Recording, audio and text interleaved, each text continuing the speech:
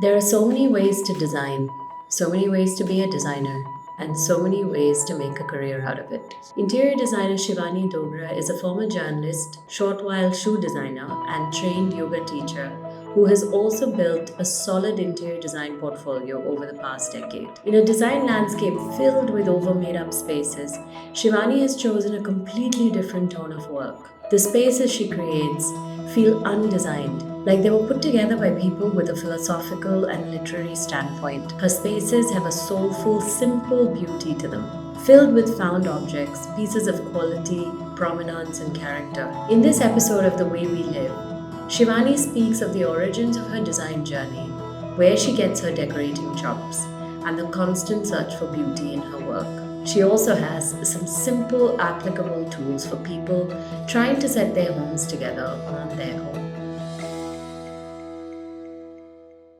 There's so much of decor out there now. Right. I mean, with Instagram and Pinterest and all the design media, there's a surfeit of images and ideas and all of these things. And I'm particularly interested in your work because there's a real kind of lightness to it. It doesn't feel like someone's trying too hard to kind of do what they're doing. There's a lot of stuff that you're not doing, right? I mean, design is, as I was saying to you earlier, like that is as much about what you don't do as it is about what you do. Right. And what you've been doing consistently for the last, 10 years now?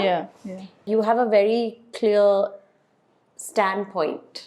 Yeah, I mean, I don't think that's conscious, and I think people have defined my work more than I've defined it. What I do is I listen to the client, what they want. I listen to the space, and then I listen to what I know about harmony and balance and beauty, right? And I think beauty is really the driving force of anything I do, right? Like I like things that are easier and that are just, that look like they've just been there and just been put together and not like too structured. When I'm working with a client, I always tell them that this project is 50% you, it's not all me. And I want it to be that way because at the end of the day, they're going to be staying there. And I don't want to give them a space that looks like it's been designed by someone. What is your process of figuring out what the client likes? I mean, do you have like a questionnaire? What is... No. I just talk. Like we meet, we talk. I ask them to share. Sometimes when they can't like define something in words, I just ask them to share like images and things like that. And then I get a sense of what they want. Are there things that are sort of absolute no-nos at all in the kind of things that you would have? No, not at all. I love what a client brings to it. And in fact, I'm looking for clients that challenge me, right? Otherwise, you'd have boring work again and again and again. So you've got projects in Hyderabad? We've got projects in America, in Hyderabad, in Bangalore, in Goa, in Delhi, and maybe if it comes through, I don't know if it's going to come through, in Mussoorie. You've done like a boarding school quarters, you've done sort of smaller studios, you've done quite a varied set and also geographically spread out. I remember seeing some like Christian iconography in a I think it was a cottage that you had done somewhere, and you grew up in the South. Right. So I wanted you to kind of tell me if you think the places that you grew up in, whether those have had sort of an impact on your design choices. My style? Yes, I mean, most definitely. I think my mother's had the greatest impact because she's a very stylish woman, very elegant. And I think I grew up in her shadow with everyone telling me that, like, oh, your mom's so elegant, she's so beautiful. Are you going to have a house like her? She kept a very good house. And my father was a very house-proud man, right? So they were a house-proud couple and we've always had beautiful places to stay in. And they were in estates? Yeah, my dad was a planter. I mean, I did grow up in beautiful old bungalows, colonial bungalows. But what my mother brought to those bungalows was her sense of aesthetics, which was very, very simple, but also Indian. It was a great combination of East and West. And I like that. And I think that's what's influenced. Like I would come home for my holidays. I was in boarding and I would come home for the holidays to Delhi and then Chandigarh. And both the houses in Delhi and Chandigarh were very old houses, older houses. Chandigarh was an Art Deco style house. Delhi was something my grandparents built, which was very simple. It had exposed brick, a nice little garden. The style there, my grandparents weren't flashy people. I think there was a whole generation of people that wasn't flashy, right? And there was a very simple style. And I think I drew from that, but my greatest influence has been from the estate, right? Like, and also from Ooty. I think those two, and then my mother. For a lot of people to understand what that estate life is, it's so disconnected from most of us because it's a very small community. Yeah, we were just like in a small place called Vantipetiyar, close to Kottayam, and it was called the estate district, right? So maybe 20 or 30 bungalows, and These then are in sort of the high ranges. in the high ranges in the Western Ghats, right? So very beautiful, very idyllic. And for someone with a sense of imagination like I had, especially as a kid growing up, very, very romantic. It was, you're in a bungalow with no neighbors. The nearest neighbor is perhaps 30 minutes away, an hour away. And you're surrounded by either tea gardens or jungle. And you'd have the odd instance of like, an elephant run in or a bison or something of that sort. Did you have siblings? I had a sister who was born 8 years later. Everyone asks me this question about like, weren't you lonely on the estate? Every Saturday and Wednesday we had club nights. So the kids would gather at a club. Yeah. But then I think what was really good was that if you had people staying over, kids staying over, you'd go down to the stream. You'd do outdoor things. I remember us like putting caterpillars in biscuit boxes and then watching them, become butterflies. So it was that sort of thing, and a lot of outdoor stuff, a lot of walks, right? And then when you were on your own, I think my mother was always giving me activities to do, like just something. And it was never, when I was in the house, my dad would constantly say, get out, don't be inside, take a book. So it was always me, my book, somewhere in the lawn, or, on a walk with my mom. And then when my sister came, it was, all of us together. And then my dad would drive us. So drives were a big thing. What kind of estate was it? It was tea. So we had tea, coffee, cardamom, pepper. But tea was the, the major thing. So the furniture in these cottages were... I cannot describe to you, Manju. It was exquisite beyond anything. And I remember so clearly the hardware. For some reason, the hardware is always stuck out because it was just really quality hardware, even window fasteners and, knobs and things like that. And they would be shown. The floors would really like shine. There was oxide in some bungalows. Other bungalows had like flooring that was green chip, like the ones that came out in the 1930s. But they were exquisitely beautiful because it wasn't only the bungalow, it was the lawns around it that were really beautifully landscaped. And sometimes you had 3 gardens, I remember. Was your mom a big gardener? Yeah. Everyone, I think, because there was not much to do, right? Yeah. So you'd either garden or you'd embroider or you'd meet somebody who was, I remember my mom making a lot of toys for me and dolls and things growing up. And so that sort of thing, yeah. But you did eventually go to boarding school. There was nowhere to study, Yeah. right? Like, so at the age of 4, I was put in boarding, and it sounds torturous. I have to say, because I have a home in Kottayam, and a lot of my friends in Kottayam have estates, and that is a very typical, especially in some of the higher ranges, there are no schools, and most kids in that part of who were growing up in that part of Kerala went to boarding school because there was no better option. Sometimes even in Kottayam, the city schools in Kottayam had kids who were coming from the plantations and high ranges around. It's not so meant my to parents torture, but they didn't have a choice, and I went to boarding at the age of 4. But I think what's interesting is the way my mom chose the school that I went to. She had a choice between 2, right? One was a much larger school and very well known. But then I think when she saw the dormitories and things, I was so tiny. Yeah. And it was very regimented. She said that her heart sort of sank and she was like, oh, this is where I'm putting my daughter. She wasn't comfortable with it. And that afternoon, someone told her about this little girls' school. And when she went there, she said, I fell in love with the garden. And so I said, this is how we choose things in our lives. Like by how beautiful the garden is, how beautiful the house is. And the campus was a lovely old house that had been converted to this girls' school. And they won garden competition every year. It was so pretty. And so I'm so happy that I had the mother I had, because she made the right choices for me as knowing my personality. That's probably what I would have chosen if I was older. Yeah. She made that choice for me, and I was so happy with it. Because between home and school, there was only aesthetics, just beautiful aesthetics, right? Like it was a great place for a creative person to grow up in. Yeah, there is a certain romance in your, I don't know, even in your Instagram, your Instagram handle is also, it has a certain vintage romantic kind of a feeling, a sepia toned. Yeah, but it's not conscious. So that's the other thing. So everyone said it's so well curated. I think every photograph is curated, and I do delete some photos and things, but I don't know what it is. I think Delhi has actually inspired me a lot, because when I moved there, and it was my first. What took you to Delhi? Well, my grandparents had a house there. Okay. So we'd go every year, and then I worked in Bombay for 2 years, and I just figured that I needed to do something else with my life, and film wasn't working for me, right? I knew I was creative, but I knew I couldn't make a film. It involved a lot of stuff. It was really stressful, right? So, and I didn't like the hours, and I wanted something that was more regimented. So I went to Delhi to figure things out, to stay with my grandmother, and I took a year off. I was 25. I didn't do anything. I read, and thankfully there were no mobiles then, right? So I just went to the library every day, borrowed a book, and just read through that whole year. And in the afternoon, I would watch a serial called, I think there was a news radio. It was an American thing. That's the only thing I remember doing. And then thinking that I wanted to be a shoe designer because I thought I was creative. Okay, I like shoes. Maybe I'd try shoe designing.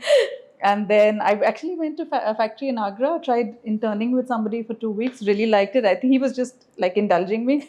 And I went to wash shoes, and I said, I could, how's this? It was pretty good. Yeah. So that was like a contact I got through a friend. So it was just total indulgence. And then I came back. And at that point, at the end of that year, I had 2 jobs, right? One was with Louis Vuitton in their store. They just newly launched in India. I had no idea what retail was. It was opening up in India. Like many of us didn't know what the big things were. So a friend of mine said, there's that, or NPR, which was a radio network in the US. And then I spoke to a friend about it because I said, what do I do? He said, are you really the kind of person that's only into fashion? Are you just going to go in? So I thought about it and I said, no. But he said, on the other hand, you can, it's going to be radio. You're going to talk to people. You're going to travel. And I said, okay, travel is great. And so I chose that job. And it was great because NPR was like, it was quality radio. Yeah. I was doing a lot of research for my boss. There were just 2 of us in office, and we traveled around the country interviewing people, right? And I loved the medium of radio because people are not conscious and they talk and you listen. And I loved hearing stories from everywhere. Like in one day in Bombay, we went to Nepean Sea Road interviewing the top of the tops to Dharavi, right? So it was this part of the same story, but you've got 2 entirely different perspectives, and you've met incredibly interesting people. And so it's a much more intimate medium. Yeah. How long were you at NPR? It was around 2.5 years. So 2.5 years 2 years in film, 2.5 years at NPR. And then because I had a lot of time on my hands at NPR, I would take all these tests. I was not satisfied with my career, right? And I kept talking to a friend of mine in Australia. We're very similar people. And I told her, I said, I just don't know. Maybe I'm not a happy person. Right?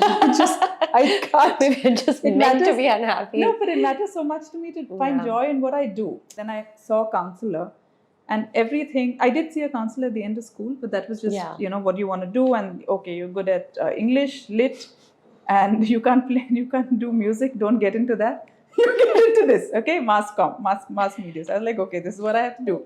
There was no one to guide you. Yeah. In my head, I wanted to be a vet. That was my first choice because I thought, okay, estates. I can be like James Herriot, right? Like go to one bungalow to the other.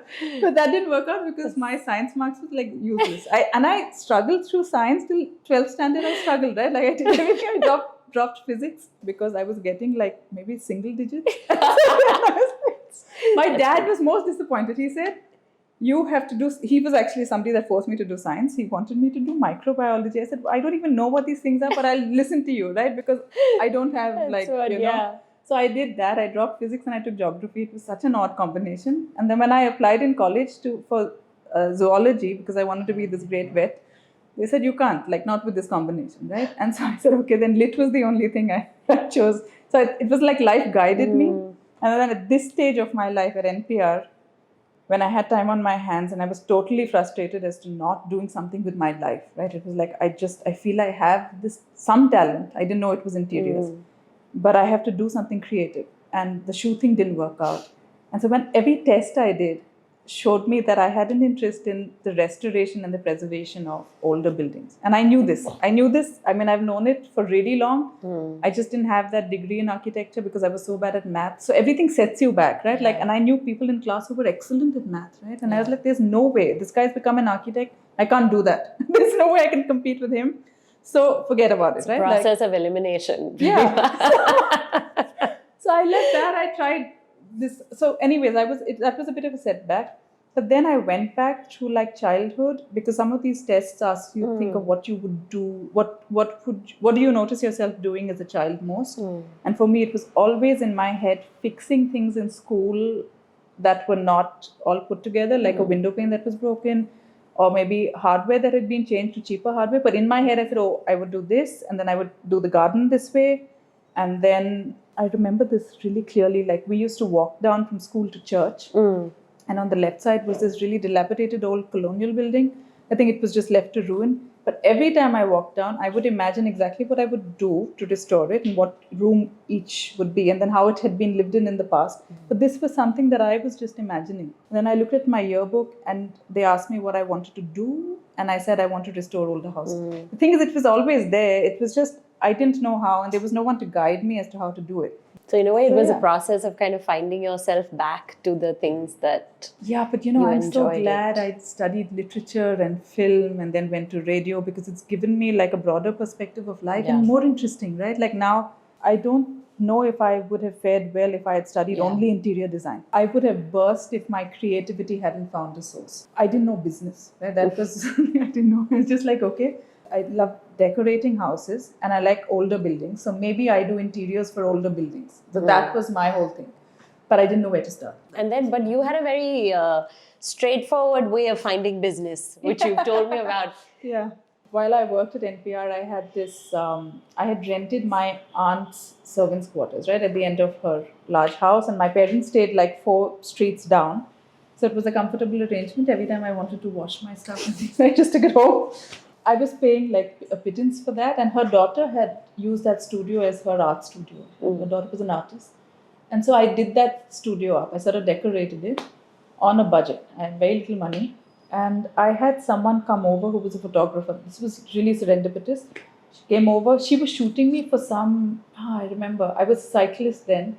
And so some magazine wanted to do female cyclists in the city. And so she came to do my shoot. And, I was full hair, makeup and things. And so she came and she saw the space and she said, this is great. How much are you renting for? And so I told her I did it up and I didn't get it this way. And she told me that I had real talent and can I shoot your place and we'll send it to the editors in Bombay and things. So I said, okay, cool. There was a magazine called BBC Good Homes that she would submit to. And the editor called me and she said, you have a real future in this. You should be doing this, right? Like this is something you should do. And so then I took her, like it was great. And it got published in the magazine. And I was still working at NPR then. I wasn't sure interior design was my thing. What I was concerned about was the superficiality of it, right? Like I just thought that I don't want to leave something that I considered was a little serious, a little something that required research, and maybe I would get academic later on. And then I said, this is a totally different thing and I'm going to be dealing with completely different people. But then what I did was I figured my boss was going to leave in maybe a couple of months, and I didn't want to work with anyone else, I didn't want to go to the US to do the same thing. And I then started a blog. I remember blogging about how I had done that space up. That caught attention. And I advertised on an expat forum called Uninet, right? Saying that I'm looking to redo 2 rooms for no cost. And this is what I've done. And so my first project was in an area of Delhi called Amrita Shergill, which is a very beautiful area. For someone that worked with the Financial Times, right? Okay. Her husband worked with the Financial Times and she wanted me to redo 1 room in that space. It was exquisitely beautiful. And so then, and she was the other one who kept saying that you're really good at this, you should try this. And when I moved from the place that I had rented, the servants' quarters that I had rented, she bought all the furniture. I started to have a little confidence in my style. Up to then I didn't, right? I thought interior designers were like Bollywood wives and just people who had a lot of, that was my idea of it, right, of the field. Yeah. And I figured that, okay, I've done 1 room. Somebody else gave me another room to do in a place called Hospital. So these were like just experiments. They just allowed you like... Because, when you do it for yourself, it's different. There's a deadline, you're responsible. Yeah. And what was the budget for these? I was not charging them. Well, actually, Claire, the woman on Amrita Shergill, knew a lot of people that did quilting and things for export surplus houses. She told me, she said, I like this and let's go here and shop. So I went with her and I shopped. I chose the stuff for her. Okay. And so I was just essentially, even the other guy that I did some work for in Horskhas, I chose the stuff for him. Like we would go and I think they were just telling me to help them choose the things. Okay.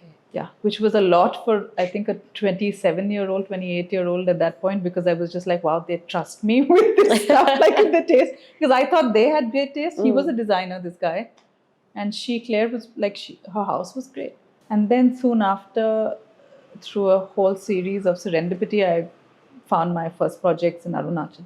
Okay. And I landed up there. You use a lot of found objects. Do you go searching for pieces once you know that you're working on a project, or do you collect and keep somewhere and then use them in different projects? How does that process work? No, Manju, I just buy for the project. And I found over the last few years that I've had my studios and I've had stuff, that stuff weighs a person down, right? I don't think this is the best thing to mention for me, as me being an interior designer, because we work with things. Before I had the studios, before I owned anything, I just had a suitcase. I could go anywhere. I was free, right? You need a house. But I have a lot of stuff now, and I just feel like it weighs me down. And so I'm not going to get into owning stuff and then trying to give it off to people. What I do is, sometimes clients have a lot of stuff that I just have to rearrange. And then we go shopping together, which I love, because we find things that we like. Sometimes I find things for myself, which is why I have a lot of stuff now, right? Because I didn't go shopping all this other time with, on my own. I didn't do that. And now with clients, it's just like, wow, I really need self-control and willpower, because I'm just going to have this other thing that's in my studio and I don't need it. And I think I went through a moment last month when I was building my house. I'm doing a house in Goa. I have an old house there. When I don't know. I said, this was my dream to own an old house. I own one now. But I'm exhausted. I don't even know if I want this. I just want to travel. I want to experience. I want to study. I want to read. I want to meet people. And so, I'm at that stage. But you also have 2 studios now. I do. What made you start a studio in Goa? Well, because I did not want to rent any longer, right? You don't know when you have to move out after you've done a space. And for me, in order to really create and to show people what I can do, it can only happen in your space. When you talk to different designers and try to figure out where they get their sort of inspiration from, or what they are sort of searching for in the larger context of their own work, it always goes back to this kind of childhood somehow, right? Like even when you're talking about Goa, it's like trying to find a rendition of some of the spaces that you sort of grew up in. Yes. So I wanted an old house. I wanted a British colonial house. I've got a Portuguese colonial house. I wanted an estate till I realized that's like not feasible for me on my own. If I had a partner, I would probably do that. But you got an island. But I'm on an island. So it's, I don't have the whole island. I have like a tiny bit of the island. But I have a garden, and I've always wanted a larger garden than a house. My aim now is that if I could buy, even if it was a modern, badly done house, I would break it down and make a garden. Do you have a green thumb? I mean, I'm to okay. generalize. I'm okay. I don't have the time to do it. I have a gardener, and my mother has a green thumb. My aunts have green thumbs. They're really into, But you've put a lot of, in the Delhi studio, for instance, you have a lot of. So when I'm there, they do really well. So I suppose I do have a green thumb. And you've done a couple of projects in Goa, right? I've done a lot of projects in Goa. Yeah. How are people finding you? Is it through the blog? That is why I think that this whole thing is serendipity, right? I'm not sure. I mean, it could be a past life thing. I don't know, because I'm not kidding you, because I think my training started from the day I was on the estates, right? And then I went to an old school, and then I had a mother who trained me, and our house was always so perfect. When I went to other houses, I told my mom, no one stays like this, right? Like, I can't even put my hand on a wall like everyone says. I mean, they're not that strict with me. So I think that was my training, how to make a bed, how to do, how to just... My mom was good with arrangements. I'm not good with flower arrangements. But they were fresh flowers at home every day, right? And I just sort of thought that that's what led me up to this. And then the first 2 clients I searched for, Arunachal came through a completely bizarre coincidence. And ever since, sometimes when I haven't had work, I've got a call out of the blue, and someone's just seen something online. Somebody was once sitting next to my mother at a wedding, and she asked my mom what I did, and she says she's an interior designer. That was one of my best projects. She hired me, and then I think then later on, when I started getting featured, people have found me through magazines, and then through my website, through Instagram now. But I think back then, when there was nothing, It was just through a series of coincidences, what I consider coincidences. But one of the things that, I mean, I really like about the way you treat objects is that you kind of upgrade them in like simple, easy ways. Yeah. And I used one of the images from your project in a column recently as well, where you had just taken a sofa, and I think it was like an IKEA sofa, which had these Indian mattresses on it. I feel like we don't do enough of is to kind of embrace these very culturally and contextually, correct design solutions, right? Very simple things like chatais and things like that. And today we have this kind of mentality that somehow, you need a spring box mattress and you need, something big, and you use a lot of older traditional antique pieces in your designs. I do, because I would use anything that is well made, even if it was something that was modern, but it has to be well made, right? So I'm not going to do cheap antique, or I'm not going to do cheap modern, Yeah. right? And the only reason I think I end up using so much old stuff in my space is because it's exquisite, Yeah, right? it's Like well it's made. been carved or thought of, sort of put together so beautifully. I'm not choosing it for a style or because I veer towards a certain style. I've seen stuff that's like, your studio is beautiful. It's got good stuff in it, and I would choose that stuff. We were talking about picture placements once. You were talking to me about how you use the golden ratio. So if you have like a blank wall and you've got a couch in front of it, how much of that wall do you fill up with stuff, right? How do you know what's going to look too large or what's going to look too small or what's perfect for it? And the way you find that perfect space to cover is by using this thing called the golden mean. And it's a simple formula. Figure out the size of your couch in inches, multiply by 0.618, and then divide by 12 to get the foot ratio. Say if your couch was 6 feet, you multiply that into 12 into 0.618, divided by 12, and that's the space that needs to be covered. Ideally. You have also used color in a very interesting way. I remember there was this like light blue. It's almost got this kind of sponged, distressed effect. You've been quite experimental with the way that you've treated walls in a lot of your projects. Yeah, I have. I don't like things that are too done, right? And when I was starting out, it was essentially when you asked for a wall finish, companies would give you a certain sort of really well done distressed finish, right? Like it was perfectly distressed. finished. And then you knew that somebody had come in and done that thing. And I think together with clients, this is why good clients are so important, and clients that bring out your creativity or clients that are creative, together we would devise something, right? So once I walked into a client's space and we were at the stage of putty on the walls, the putty was drying and it looked fantastic. So both of us took that decision. We said maybe we should just leave it like this. Her husband had a conniption. But that would also come, wouldn't it sort of come off? So I'll tell you the story. So her husband said, nothing doing, we're not going to keep it like this. So we painted a light grey, and then we made it look like putty. And so the both of us stood there with the painter. Sometimes she would do her stuff. I actually would stand there and like sort of sponge walls out, and to get that effect that looked like it had been there for really long. And so that was like sort of middle ground for her. Her husband liked it, she liked it, I liked it. So that's how that wall came about. And then later I did, because I knew the technique. Yeah. I did that for a couple of people who wanted it later. I did that specifically for this Italian woman in Delhi she only wanted me to do that. And I said, I'm alone. So I got my painter, and the both of us did her whole house in like different colors with the same effect.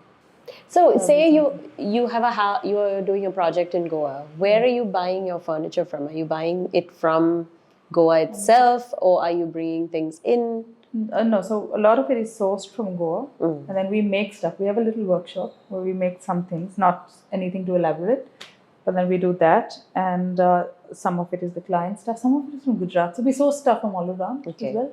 So it's a mix. Are there sort of places that you particularly like, and particularly for antiques? Yes, any market that's old and exciting. I think it's not only for me hunting for the stuff, but it's also just the thrill of like finding something that's exquisite. It's like Sarojini Nagar in Delhi. Are there things that you will buy that's just brand new? Like, I don't know, a sofa. Because people will say, well, a bed or a sofa need to be something that's well engineered. So, you know, for no, instance. then I would choose something that was really well done and it would cost money. I wouldn't ever choose something for it being a brand, but if it was really well made and it had the proportions, I would go for it. But that usually tends to be expensive. Yeah. You've used cane furniture. Where have you sourced this from? Because I personally feel like it's the most underrated, you know, and people don't use it enough because we think of it as being sort of just outdoor. Yeah. Mostly it's used for outdoor. But Yeah. So we've used it outdoors in the veranda, right? And this gorgeous cane furniture from the Northeast. Okay. And very Did you source it finely in woven. Delhi? No, from the Northeast. You from sourced- Nagaland. Okay. So you also have an online platform that Idki. Yeah. Right. What are your plans with that? Because I'm selling to clients, right? Like when we work on a project, sometimes I'm selling them furniture and selling them like chicks or something of that sort. I kept getting messages. This is what happens on Instagram to say that we wish we could afford you. So then we've started short-term consultancies where we just consult for a short period of time and then you can afford us. Right? I'd like a lot more people to experience what I have to offer and I'd like to be more creative. Right? So when I can create something, like I then thought of what I could create and sell. I thought of notebooks, right? Like it's something that a friend of mine was doing. He makes stationery. And then I said, okay, how about I design the jacket of the notebook? And then I started with notebooks, which started selling. I was trying to think of more products, but then I think work just sort of took over and I moved to Goa, which is very difficult to do a business from, like to sell my stuff from. But what happens now is people can come into the studio and they can buy stuff that's already there in the studio. Or they can buy something that they want to order. Like if you want to order a set of curtains or a set of chick blinds, we can make that for you. These are ready designs that you've used in other projects or are they custom? Or like the chick blinds are custom. So you tell me what your room looks like and we'll put the whatever behind for you. And that way I can also design something for you. Like the border, I will choose the fabric for. Or I'll choose the design on the chick blind. I mean, you have these 2 studios. How big is your team and how many things are you working on at any given moment? So we're a small team. I never intended to grow even to this level, right? I just wanted, I think as a person, I'm freedom loving. So I do want to be able to wrap up, close for a couple of months, travel, or just not do anything. Right? And a traditional business wasn't going to allow me to do that. So I decided a sole proprietorship was great. And then I had a core team of 5, right? And now I have a core team of 3. And then we hire project-wise. And then we have contractors that we've always worked with. I intend for it to be like this for as long as I want to. And then I wrap up and then I do something else. Money is important, right? But freedom for me is the ultimate because I do want to experience life, right? And it's so much more than just my job. I like beauty. I would always enjoy beauty. Even if I wasn't doing interior design, for my houses would be beautiful. And the one I'm constructing in Goa, I'm selling someone, it takes so much out of me, right? The whole year has been excruciating. I haven't really taken on work and it's been money going out into this passion project, which I may never show anybody, but I'm planting like on one balcony. We've created little balconies outside, big windows. And I do want to be able to step out on the balcony and maybe pluck berries, like mulberries, right? And maybe on one side, I want to be able to eat my food with a fragrant tree outside the little dining space. So I'm thinking of it from the point of view of how you can enjoy everything. Yeah, I think I think the most critical thing is to figure that part out, right? What is that scale at which one wants to be so that you're enjoying what you're doing? You feel secure enough and what that means for each person. Yeah, I knew, Manju, like even growing up that my ideas were always like, what am I going to do? Do. It was, sometimes I would think of a guy, but it was always like, what do I want to do? That excited me a lot more. What I want to see, what I want to do. It's a process of like accepting your ambition as having a certain scale and size, right? It might be that ambition is not to have 100 people working for you. It might be the ambition is to be free.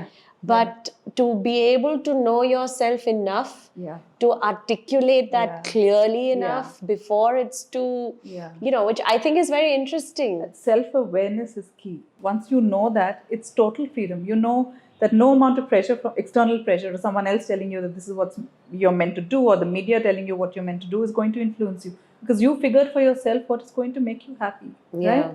I sort of veer towards the Christian faith. If you believe that you're well taken care of and that loved by God, then you know that if you have the faith, what is going to happen to you? Nothing terribly bad, right? And I think because I've always trusted that, work has come in. It has come in from quarters I haven't even expected it to come in from. In the beginning, I was on my own, and so I was just a one-man show doing this.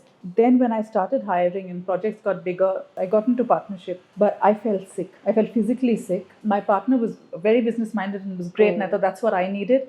But we were going for meetings and pitching for things where I wasn't comfortable, right? And I was like, they don't know my work. They don't even know what I stand for, and I don't want to do malls and it's just not me. Yeah. And so we made a lot of money, but I felt physically sick and I said, I can't do this. It's not my scenes. Like I can't do halfway. Even if it was a project I'm not enjoying, I will go through with it.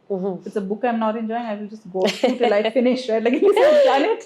Yeah. And I'm at the end of it. It's also like discipline then. Like for the first 25 years of my life were heavily regimented, right? Between school and my father, I didn't have a choice because I was just woken up at 5 o'clock. You have to do cross country. You have to go to chapel. And at home, my dad was like, "Now, no, enough. 1 week of resting. Now you get up, you run out on the lawn, you do this." So I had very, very strict disciplinarians from both sides. And I resented it then, but I wasn't the sort of rebel ever. And that really helped me. I didn't like it when I grew up. But when I was out on my own, I would still say, oh, I have to get up, I have to exercise, I have to eat well, I have to go to sleep at this time. It was just part of my system then. And it builds a work ethic. It does, because instead of your classes or whatever, you're just putting that into work, right? Yeah. And when I started out doing this on my own, I had a timetable. So I would start out by saying 5 to 6 this, 6 to 7 this. So I would get my exercise out of the way. I had everything organized, like all the creatives in the morning. In the afternoon, I take the calls. Then when I started doing more projects, it got a little more messy. But I always stuck to the beginning and the end of the days, which were mine. If it's an interior project, how long does it sort of take for you to finish?